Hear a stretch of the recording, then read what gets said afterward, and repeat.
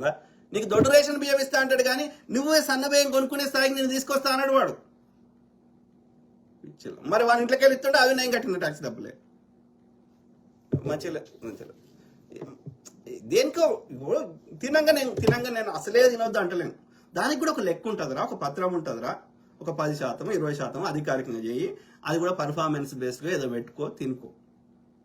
కానీ మిగిలిన 70-80% ఒక ఏ ప్రజలు అంత కష్టపడి ట్యాక్సులు కడితే దాన్ని సద్వినియోగం చేయి. ఏం చేసుకుంటావు? అందరిని ఇబ్బంది పెట్టి అందరి దగ్గర దోసుకొని ఏం చేసుకుంటావు? నువ్వు కూడా సస్తావు కదా ఒకరోజు. ఈ కామన్ సెన్స్ ఏడికి పోయిందిరా నీకు?